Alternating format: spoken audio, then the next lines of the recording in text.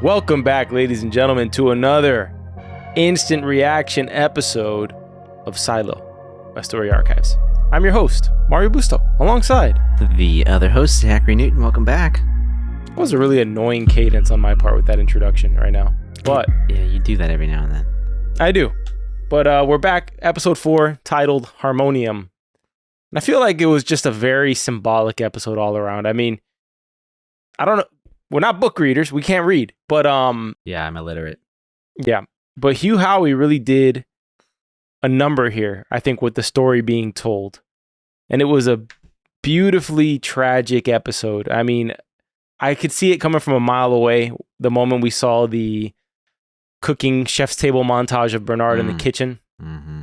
I just knew. I wrote, as the moment I saw him cutting that chicken, I said, Bernard is preparing Meadows' last meal. I just wrote it down. I just had a feeling it was going to be her last meal. She should have probably seen it coming, but we did find out that these two were definitely in love with each other. Mm-hmm. She was in love with him. She took it very well that she was being poisoned. I mean, better than I would have. That's for damn sure.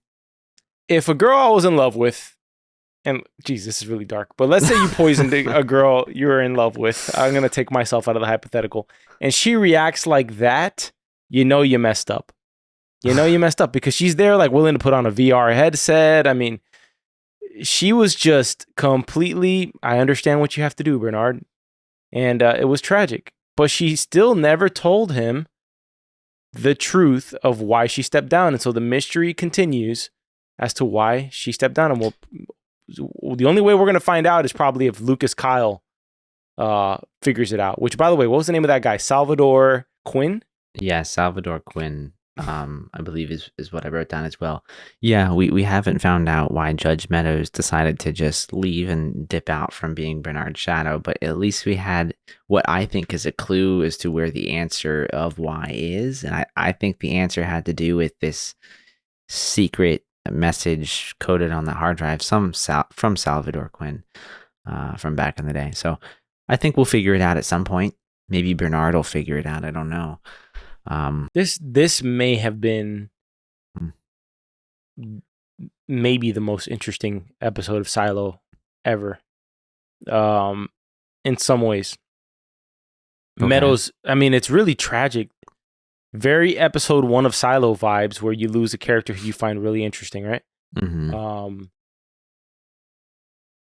And just when we were getting to know her, she dies.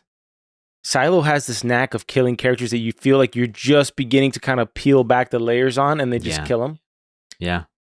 And it was just fascinating. Everything she was doing in this episode was fascinating. She was going to meet with the people from Mechanical. She met with Lucas Kyle, and she has that outburst where she says she's almost, I would have to say Lucas is probably the most brilliant person in the Silo aside from Meadows, right? And he's probably the most genius person in, that's probably the most stupid thing I've ever phrased, the most genius person in. He's probably the biggest genius in the Silo because Meadows has that information, I'm assuming, from, being on the inside. Maybe reading it, seeing it, listening to it, something like that. Lucas is there just with like a spork and some, spam and figuring out that, I think we live in this ball and the lights, they're not moving, but we're actually moving. And we have the illusion and we spin, and that's why we have day and night. Like, damn, bro. So 3 geniuses are in Silo 18, okay? Mm-hmm. Two of them, you think Lucas is smart, right? Yeah. Knox is able to decipher exactly what that damn list of names is all by himself. He's able to figure out everything that Bernard knows intuitively. After probably not have been looked at, whatever. I don't think he looked at that list for years. Like he just randomly out of nowhere, I think I remember. Yeah. I just called him Knox the Cypher. All of a sudden he's a Cypher. He can just determine, I think that there wasn't just one rebellion. There was several rebellions, and that they've always tried to pin it on Mechanical. I was like, all right, bro, this is ridiculous. Yeah, I had a few moments like that during this episode. Yeah. No, but the other genius, and you're going to find this ridiculous too, Juliette all of a sudden is an Olympic swimmer. Oh, yeah. She has learned how to swim out of nowhere. There was not an episode. I wrote on my notes, I said, if it took her a whole episode to build a bridge that went 7 feet, it's got to take her, it might take her the rest of the season to invent scuba diving gear. Mm-hmm. But no, thanks to Solo, who's pretty much like a 12-year-old boy in the body of a 55-year-old man. Yeah. Because he is kind of like, either he is, you know, he just shows somebody who has, he's very immature. He's like, he literally has the mind of a child. In some ways, he's like, you know, I used to have these big elephants, you know, like a lot of ways. Yeah, he's very childish, but you know, I get this weird feeling in this episode a few times where I hate shows. He might be a little autistic. He might be. He's kind of a little bit like Rain Man, a little bit. I don't know. I just, like, I mean, I feel like, look, if I locked you away for the last like 25, 100%. 30 years, you'd probably be in a We'd all similar be condition. Yeah.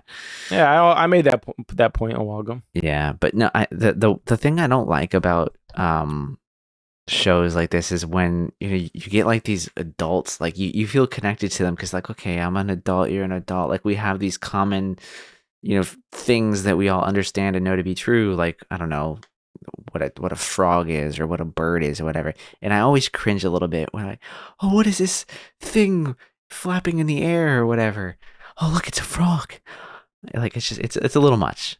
Was that you talking about the Bernard? I'm talking about the Bernard, Meadows. The Meadows thing?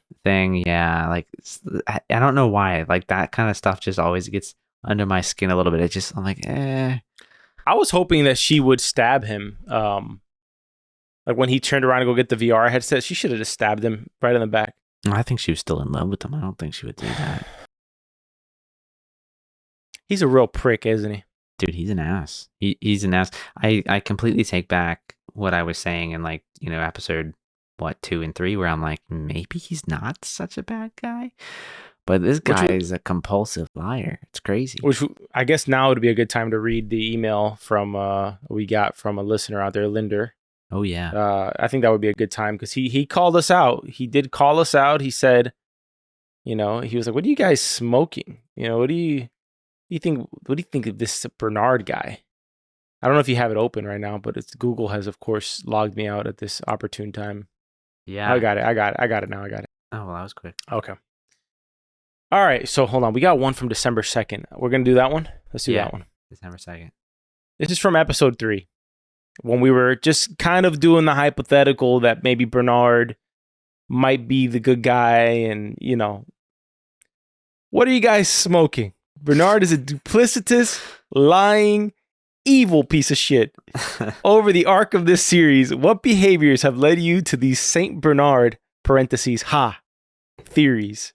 He met with, and by the way, he did not write it in this tone I'm reading it, but he met with Sims and asked about the 2 guys they were holding that had helped Juliette and if they had been drugged yet. Sims then asked Bernard why, and it cut away. The implication there is that Bernard had Sims send the dude down to start the riot. However, since it cut away, we don't know what was actually said. Also, I believe Bernard has been playing the judge for whatever purpose he has in mind for her. There is no way he is simply going to let her sneak out of the silo. Also, the item in the judge's apartment that you were discussing is a flying ring, similar to a frisbee, but just not a solid disc. All right, is he trolling? Because he literally sent a picture of like a freaking frisbee without the middle. There's no way. Sprint disc. I There's have no absolute. idea if that's what it was. Linder's trolling us with that picture. There's absolutely no way that this is what she had inside of her room. Freaking I mean, they have had some lame. I mean, come on, like we had like a freaking Pez dispenser like held up like a trophy at some point or something in this show. So I mean, I wouldn't be surprised. I just did not get a good enough look at it to know. It would be hilarious if that was just a running trope in the show, that the stuff that they worship in the silo of the relics are like the most ridiculous items. Like a Pez dispenser, or a freaking, frisbee. I don't know what else would be next after that. I don't know. I mean, there was a I think I'm pretty sure it was in Judge Meadows' apartment, like in the last episode, not episode 4, episode 3, Solo, where there was like an Etch-a-Sketch just like framed up in this like tube. Because I remember pointing it out. I'm like, there's an Slink. I think that there wasn't there a Slinky at one point?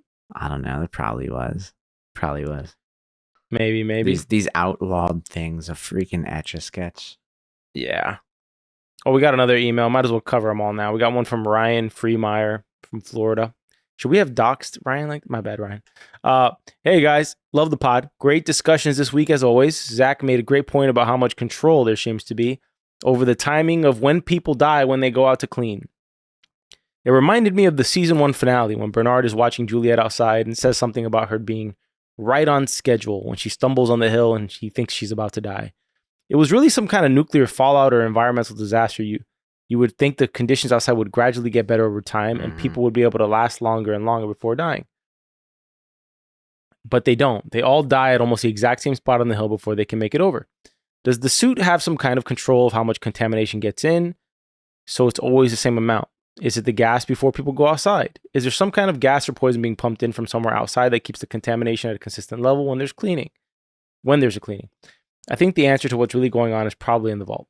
Thanks for the pod, guys. It's a perfect companion for the show. Looking forward to next week. And if you feel the same way Ryan does, make sure to subscribe to the pod, leave a review. And I want to thank the YouTube subscribers because we have grown up feels like 15, 20 people in the last couple of weeks. So that's nice. Yeah. We're trying to hit 1,000. That's the last platform to get monetized on for us right now. To Ryan's point, I hope he's right because you remember, Zach, I made the bet in season 1 that they were getting gassed on the way out. That was It was your theory. prediction. Yeah.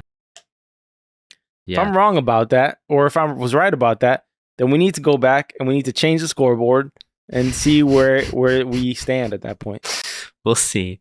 I find it is possible that it is like this gas that sprays, but I still find what Solo said in the I think it was the previous episode to be a little suspicious, where he was like, "Oh, the wind picked up outside," and that seems to have been what carried the poison or whatever that killed them. So there's still a possibility it's just the outside that's bad, or it's something being pumped into the outside and blown in their face that's bad. I couldn't tell you. Yeah, I mean, look, I had a really poetic, epiphany in this episode, and it made me wonder really about the picture that Hugh Howey is creating in this world of Silo. And it all really kind of came to fruition in probably the most beautiful line of the episode, which is after Meadows finds out that she's been poisoned, which is a beautiful scene in some really dark way. Yeah, I was waiting for you to finish that. Well, it's a nice scene because here are these two people who have been brought up in this human experiment to trap 10,000 people inside this canister, right? And all they know is that they have to follow this book to the letter of the law, or everybody's going to die, pretty much. So you got this guy who loves, this is the only person in this silo he loves. This is literally the only person. But he's chosen, he did the opposite of what I think Sims is eventually going to do, which is he chose the silo over this one person, because everything she's doing right now, in a sense, has been destabilizing to the silo. I think that she's been stabilizing it personally. However, Bernard is so convinced that he's doing the right thing here that he's willing to sacrifice even his own happiness, even his own love for this. And so when she finds out she's poisoned, and I love that it's not really delivered in a line, he just looks at her and she realizes she's never going outside. He's never going to make a suit for her. She puts on the headset and she asks him, how did they lose this world, Bernard? How did they lose this world? Talking about the humans that existed prior to the end of the world, right? She's talking about how did they lose this world? How did it come to this? Yeah. Right? Where we lost this Costa Rican natural preserve that she's looking at, right? Because you got to think about it. What she's seeing in that VR headset is probably the equivalent of a blind person getting vision for the first time. If you ever see those videos of people who can't see and they see in black and white and they put those colored glasses on or something like that. Or when they're able to hear their parents for the first time, those are the tear jerkers. Yeah. But what I found interesting, what I thought was kind of the symbolism being drawn, was immediately after she asked that question, it cuts to Juliette and Solo. Solo has locked himself in this vault, and he's not trusting the person on the other side of this vault, which is Juliette. So you have a person on the other side of the vault who desperately needs the help of this person, and they're not understanding each other. Mhm. And so they're at an odds end. You got literally two corpses next to Juliette, right? So Yeah. the kind of symbolism being drawn is that's how humans lost the world, is these two people who are the same, who both need each other for the same reason, Mhm. and yet they're killing each other because they're not choosing to come to the table and break bread, right? And I feel like that is what's being said, and that's why I think it's not a climate catastrophe. I think it's more simple than that. I think it was just probably a nuclear fallout. I mean, I still think it would have been a nuclear fallout. Who knows what could have happened after, like a nuclear war? Like, there could have been other things that transpired, but I feel like I feel like Silo takes place in the aftermath of a World War III or something along those lines. I just don't see it being a climate catastrophe either. But I'm hoping that we find out. I don't think in this season. I'd love to know in season 3 though. I'd really love for the show to just kind of be one of those where it's like, look, we know the story we want to tell. We know how many seasons we actually need to tell that story, and they get in and they get out and they do a really good job of telling the story. That's really what I want to get out of this. Well, I'm optimistic that this is going to have a happy ending in some way because, like Meadows said in the previous episode, Juliette is singular. She's breaking the mold of everything. Mhm. Okay, and so yes, the symbolism is, we got here because humans did not get along with each other, right? Mhm. Humans from different places in the world. Let's say each silo is like its own country. Yeah. But at the same time, what happens with Juliette and Solo? He does come out of the vault. He does choose to reconcile and to kind of go outside his comfort zone and to meet this stranger and trust her, right? So I do think eventually we're heading towards a happy ending. Part of me, when I watched this episode, my instant reaction was, I hope this is not like 1984, like where things just, kind of come true from what this book is saying, in some sense. Yeah. But it feels very much like maybe that was the mindset in which he wrote this book, and that this series is being developed in. It's kind of like a warning to avoid a future like this, or some sense, or also a metaphor at large of like people living in their own silos, their own headsets. And I think more than ever, people can relate to that. People can relate to seeing the absolute hatred that people have for each other. I think ignorant people have for each other who can't put up with other people's perspectives on life, or, viewpoints on any quote unquote controversial subject, whether it's politics or religion or whatever. There's just this aversion, I think, from people who are allowing that kind of division to occur. And I feel like Silo speaks to that in some sense. So I feel like that was a deep dive. That was a deep dive drop there. But no, I think overall that was good. I'm kind of in the boat of just like, this is kind of like, let's play out this scenario. And the only scenario I can really think of is it's just like an apocalyptic war. But I have two things that I think it might be. Okay. I think it's either like a nuclear apocalypse, or I think it's a giant social experiment. I would really be remiss if it was a giant social experiment. I would hate it if this was just a social experiment in some sense. Yeah. I would maybe feel more okay with it being a social experiment if it occurred after a nuclear apocalypse and there was like some backstory as to like how we got to the situation, maybe. But no, I don't really want to see. I always hate that. One of those tropes I always hate is, this is an experiment, or this is a dream. The person wakes up and I hate that. And then the one I hate the most is when you got these Redditors who are like, oh, Harry Potter's not actually about, a wizard and, that his parents, it's actually that Harry's a schizophrenic and he's actually like in an insane asylum and the Dementors, like that they go through a whole loop just to show like, oh no, Harry's just mentally ill. Like, bro, shut the freak up. It's a story, man. Like, open your mind a little bit. Goodness gracious. Yeah. So, well, we finally saw Lucas in this episode. Imagine the end. Juliette's just like a schizophrenic, like in a psych ward. Like, you would feel like you wait. She's been popping the pills that make you forget everything. Yeah. Patrick Kennedy's there. He's like, taking the pills that made him forget his wife. Like that was, Sims is there. He's one of the guards. Speaking of which, where's the bodies? The bodies are gone. Yeah, we got to talk about that. Billings is opening up a real can of worms for himself. He is leading possibly to his death in some sense, because he is, you know what they say, curiosity killed the cat. Yeah, they do say that. They do.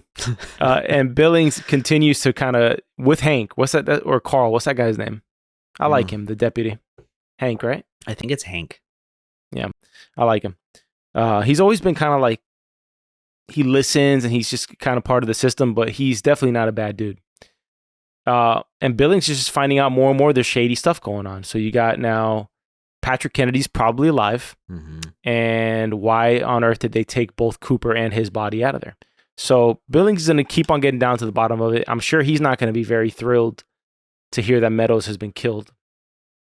And I'm sure he's also not going to believe that Mechanical did it. Yeah. Also, the people outside him who actually believe that got to be the stupidest people in the silo. I mean, I feel like there's a lot of sheeple in the silo. Yeah, 100%. These speeches that Sims and Bernard, these performances really that they put on, it's truly incredible, because they don't feel that strong in the moment. But I mean, I guess if you're looking at a world where nobody knows any better, right? Like the biggest issue, and I think this goes back to why there is no like mechanized travel up and down the silo that's permitted. Everybody, I mean, they technically live in their own silo within the silo. You've got the up top that lives in the up top, the mids that live in the mids, and you got the down deep that stays in the down deep that everybody always shits on. So, I mean, I kind of get why maybe individuals are weak-minded and don't question it, because that's how it's been forever. That's what they've grown up as.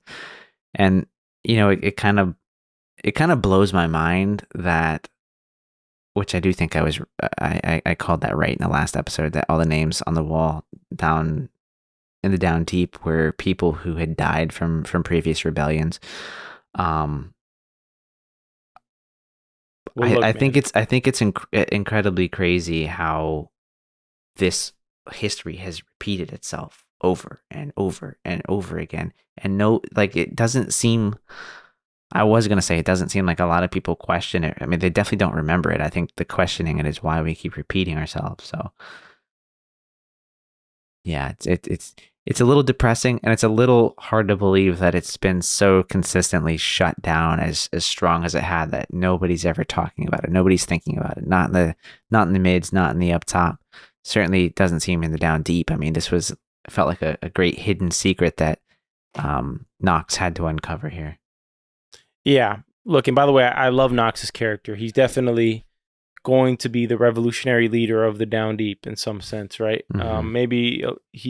I think his idea to send 4 people outside is what we've been talking about. Like, why can't we send some people out there to see? You got your astronaut request, yeah.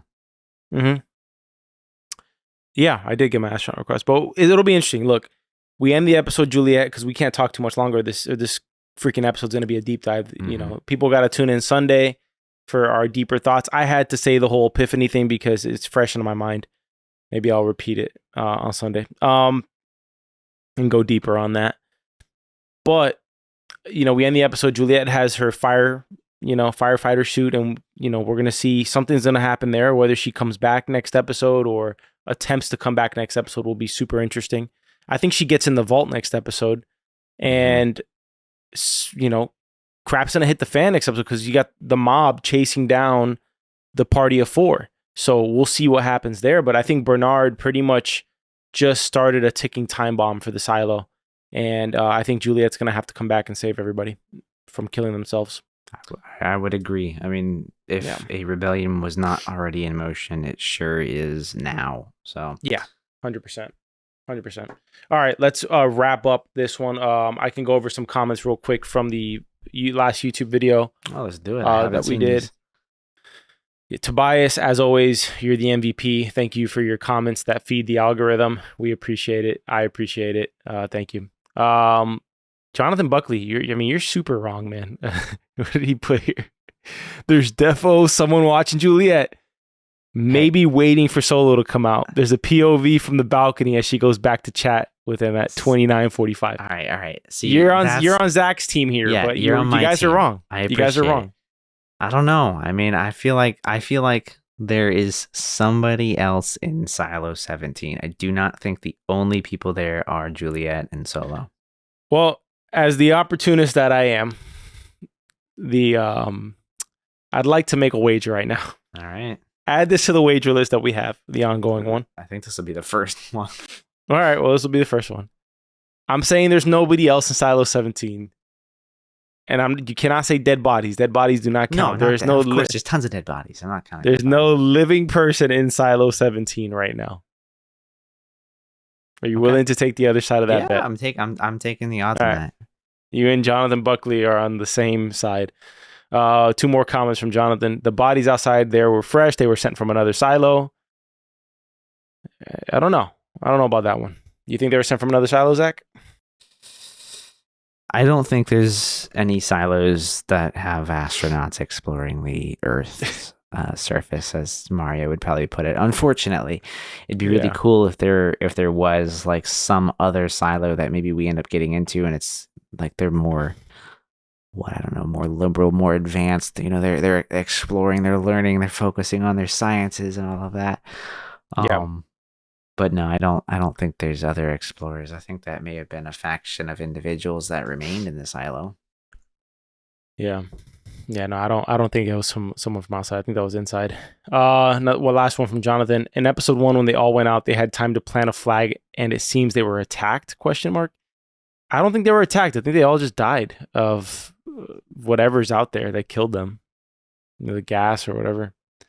And then last comment, Monsters Playhouse? I don't know. Something's Playhouse.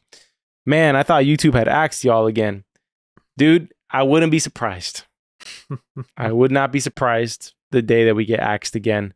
Hopefully by then there's an army of you guys that can harass them to unban us. And then we got some comments that I never addressed before here. Maybe I don't have comments that I can address here. Never mind. We're going to skip that. Okay. Let's wrap this up, Zach. Oh, by the way, I wanted to say a comment. I started watching a new show. I mentioned in the last episode. I think it might be the best show on TV right now. Silo's the best show on TV. Silo is very good. It is good. This show is different, but if you like Jason Bourne and you like James Bond and you like that David Fincher movie that came out called Killer, it stars my favorite actor currently, Michael Fassbender, and it's fantastic. It's on Paramount Plus and Showtime, I guess. It's called Agency or The Agency. It's fantastic. They even got Richard Gere. I haven't seen Richard Gere in anything like in God knows how long. He's in it. And what's his name? Joe Wright? What's that guy's name? I think Joe Wright. He's in like so many things. Let me see. Actor, Joe Wright. Jeffrey Wright. I love that guy. Love him so much that I forgot his name. But he's a great actor and he's a super core character. Fantastic show. 3 episodes in. It's really good. I have everybody blowing up my phone to watch Dune. Literally everybody telling me to do a podcast about Dune. It's up our alley, Zach.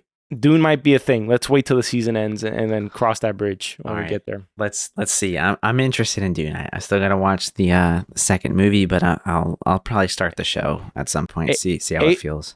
Agency will get at least 1 episode from me. Whether it's a solo, you should watch it. It's up your alley, Zach. I'm gonna watch it because when you were talking it up, I was like getting excited because I thought you were about to tell me that you started watching Slow Horses because it felt like that's what you were introducing to me at least.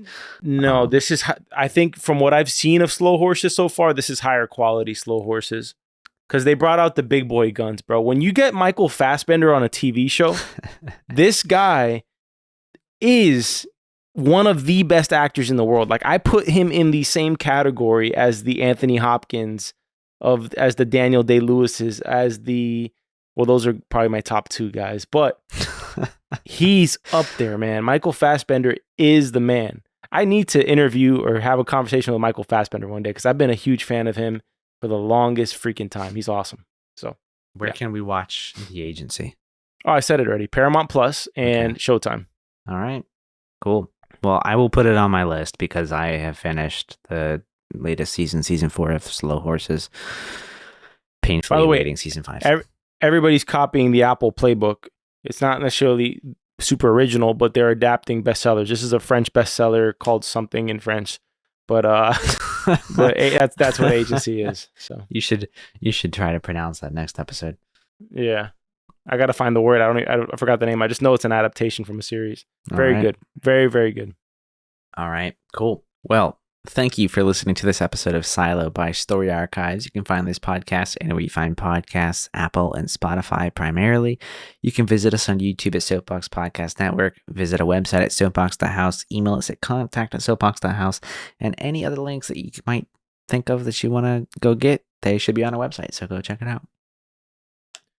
All right, we will see you guys on Sunday. Apologies on no live streams. It's been a crazy busy week, thankfully. With everything going on, production shoots, Zach's doing some rebrandings. Mm-hmm. Art Basil's going down in Miami right now, and I'm in moving mode right now. I gotta help move some people into a new house. So yeah, and I've been out of town. Got back on Sunday, so things have been out of whack. Hopefully, we get back to the live stream next Thursday, maybe.